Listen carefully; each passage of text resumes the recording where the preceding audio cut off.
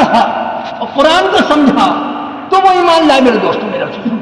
حضرت عمر رضی اللہ تعالیٰ ننگی تلوار لے کر کے نکلے, ہم لائیں گے محمد صلی اللہ علیہ وسلم کا سر, نعوذ باللہ من ذالک, اور گئے اپنی بہن کے گھر پہ, اور بہن قرآن پڑھ رہی تھی, بہن نے جلدی سے چھپا دیا اس کو, اور بہنوئی صاحب جو تھے وہ اندر جلدی سے چھپ گئے, وہ جو پڑھا رہے تھے ان کو صحابی وہ جلدی سے چھپ گئے اندر, اپنے بہنوئی کو مارا, بہن کو مارا.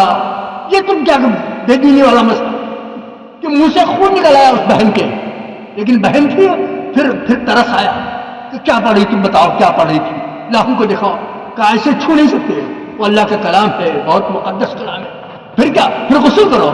عمر نے غسل کیا وہیں پہ بہن کے گھر میں غسل کیا, اور اس کے بعد وہ قرآن کا صحیفہ آیا اور اس میں وہ جو آیت آئی سورۃ طٰہٰ کی, اننی اللہ لا الہ الا انا فاعبدنی واقم الصلاۃ لذکری ان الساعۃ آتیۃ نکاد اخفیہا لتجزی کل نفس بما تسعی. پڑھا حضرت عمر رضی اللہ عنہ, اننی اللہ.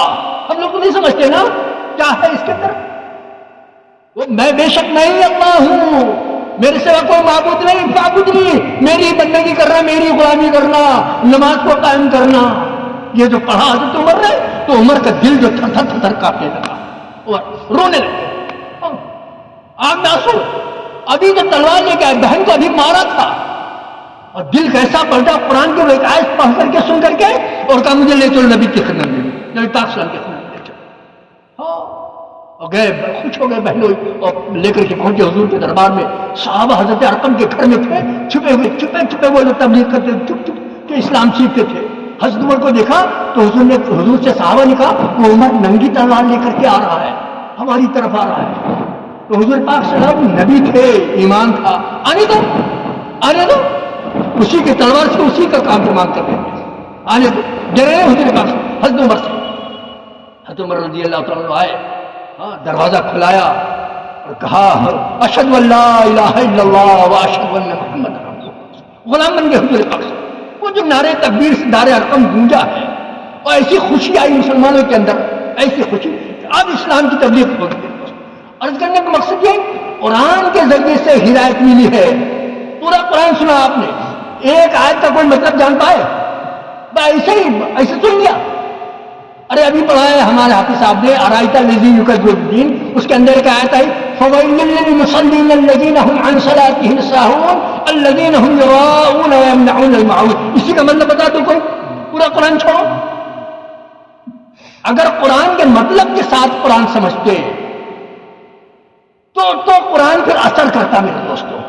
مطلب یہ فویل للمصلین ان نمازیوں کے لیے ویل ہے, ویل جہنم کی ایک وادی ہے جو جہنم خود پناہ مانگتی اس سے, وہ ایک ایسا بڑا گڈھا ہے وہ بے نمازیوں کے لیے, نماز میں سستی برتنے والوں کے لیے, نماز میں سستی. اب اگر مسلمان نمازی سنتا ایمان والا کہ نماز چھوڑ دینے پر, نماز کو ٹال دینے کے اوپر اتنا بڑا عذاب ہے, وہ نماز چھوڑتا ہے. وہ ایسے وہ سنا کہ ہاں نماز پڑھنا چاہیے, نماز پڑھے. کتنی جگہ پہ اللہ نے لکھا ان چیزوں کو میرے دوستوں میرے چیزوں.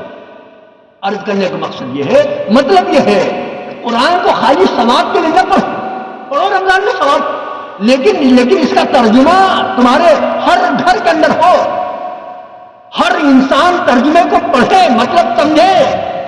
تمہارے گھر کی عورتیں اس کے ترجمے کو سنیں, پڑھیں, سمجھیں. یہ اللہ کا خط ہے بندوں کے نام, اللہ کا پیغام ہے بندوں کے نام. ایک باپ یا ایک شوہر سعودی سے اپنی بیوی کے پاس شوہر بھیجتا ہے خط, یا بیٹا اپنی اماں کے پاس خط بھیجتا ہے خط. اماں پڑھی لکھی نہیں ہے, اماں جانتی نہیں, وہ بیچاری اماں دوڑی گھومتی ہے پورے علاقے کے اندر کہ بھیا کا خط ہے, ذرا پڑھ کے سنا دو, ذرا پڑھ کے سنا دو. دوڑی گھومتی ہے. وہ خط کو لے کر کے چنتی نہیں, وہ خط کو لے کر کے چاٹتی نہیں, وہ دوڑی گھومتی ہے بھیا اس کے اندر کیا لکھا ہے, اور کان لگا کر کے سنتی ہے. اور جو مطالبے اس کے آئے بیٹے کی طرف سے اماں کے لیے, وہ سارے مطالبے اماں پورا کرنے کی کوشش کرتی ہے, روتی ہے, خوش ہوتی ہے, جیسی خبر ہوتی ہے خط کے اندر. وہ ایک بیٹے کا پیغام ماں کے پاس آیا ہے تو اماں اتنا بے چین پورے پیغام کو سمجھنے کے لیے, اس پورے پیغام کو پورا کرنے کے لیے. وہ مالک الملک جو پوری دنیا کی کایا کو پڑھنے کے لیے اللہ نے جو قرآن اتارا ہے, اس قرآن کو سمجھنے کے لیے کوئی تیاری نہیں, یہ کایا کے لیے اللہ نے اتارا. آج فرانس میں، امریکہ میں جو آدمی ایمان کو قبول کر رہے ہیں وہ تقریر سن کر کے ایمان کو نہیں قبول کر رہے، وہ قرآن کو دیکھ کر کے، مسلمانوں کی زندگی دیکھ کر کے نہیں، مسلمانوں کی زندگی کو دیکھ کر کے تو نفرت کرتے ہیں، لیکن جب قرآن دیکھتے ہیں اور حضور پاک صلی اللہ علیہ وسلم کے طریقہ اور ان کی سنتوں کو دیکھتے ہیں تو وہ فرانس کے وہ غیر مسلم عیسائی اور امریکہ کے عیسائی وہ سب ایمان قبول کرتے ہیں دوستوں، اور ہم ہیں کہ قرآن رکھے ہوئے گھر کے اندر حافظ ہے، گھر کے اندر روز پڑھایا جاتا ہے، لیکن کبھی یہی حال قرآن کا ہے میرے دوستوں۔ یہ قرآن کا حق نہیں ہے، یہ قرآن قیامت کے دن جھگڑا کرے گا، اللہ اس نے میرا حق ادا نہیں کیا تھا، تو اللہ اس وکیل کی بحث کو قبول کریں گے اور سزا کا مستحق بنائیں گے اس شخص کو۔ یہی حال میرے دوستوں قرآن کا ہے، یہی حال روزے کا ہے، یہی حال روزے کا ہے۔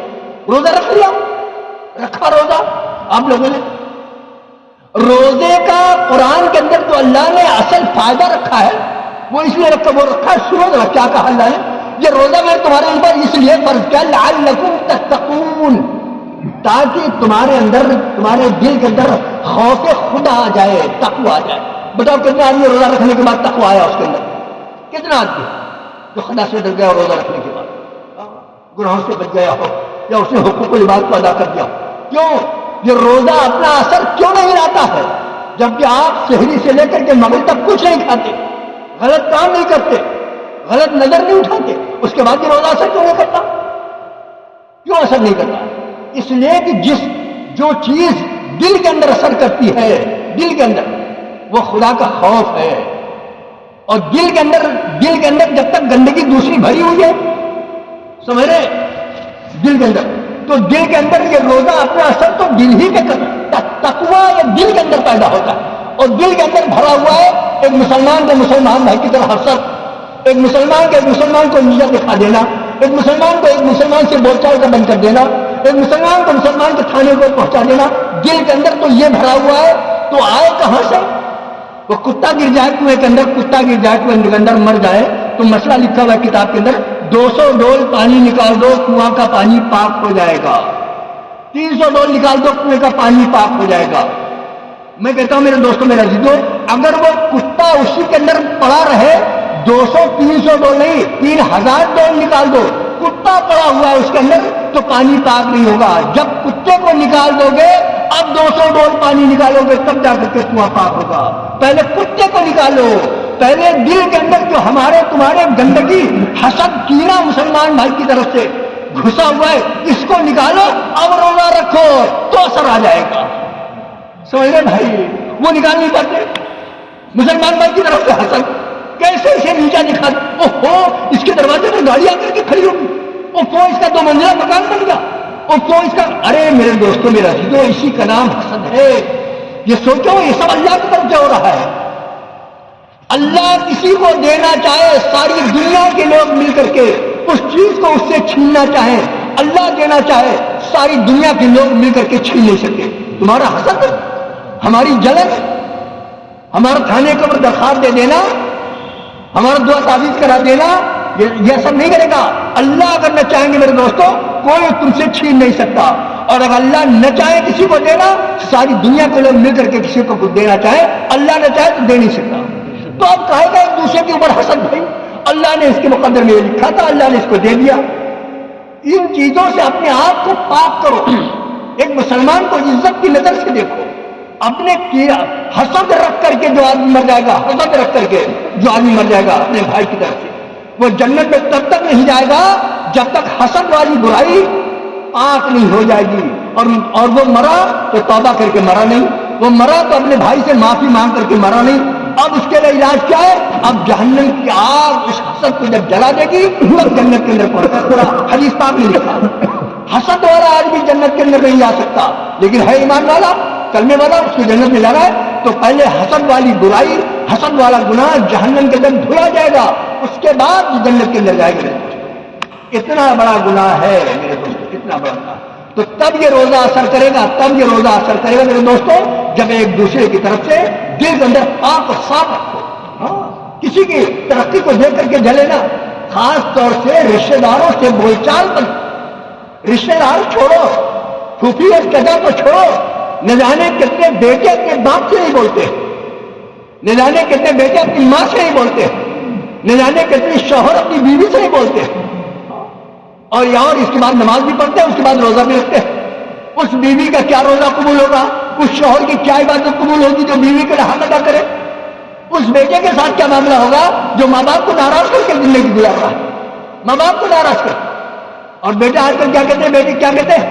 اماں ابا ہمارے جذبات کو، ہمارے احساسات کو اماں ابا ہمارے سمجھ نہیں پاتے، اماں ابا سمجھ نہیں پاتے ہمارے جذبات کو، اس لیے ہم اماں سے ناراض ہیں، اس لیے ابا سے ناراض ہیں۔ سمجھے ہماری بات؟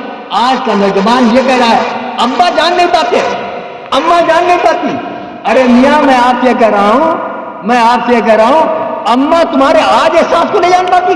خدا کی قسم جب تم 4 مہینے کے تھے اپنی زبان سے تم کچھ بول نہیں پاتے تھے، بتا نہیں پاتے تھے، اللہ کی قسم تمہاری ماں تمہارے سارے جذبات کو جانتی تھی، تمہاری ماں تمہارے سارے احساسات کو جانتی تھی۔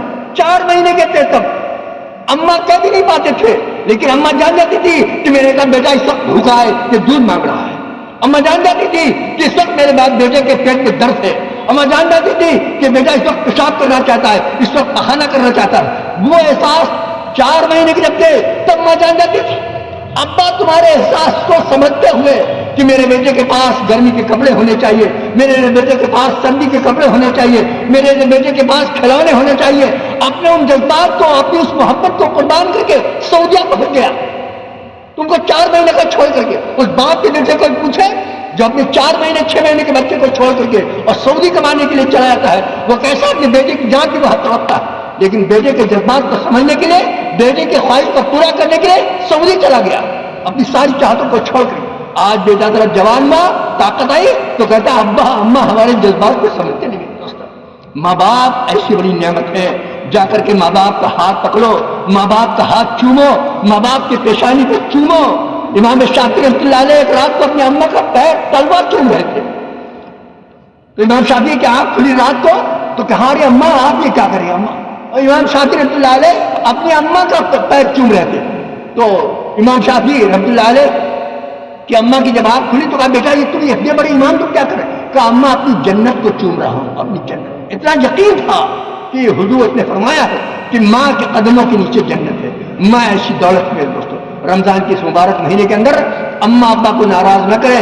سب سے بہترین طریقہ میں آپ کو بتاتا ہوں، جس سے بول چال بند ہو، میل جول بند ہو، اس سے ملنا جلنا چاہتے ہو لیکن منہ نہیں پڑتا، ایسی چیزیں ہو چکی ہیں۔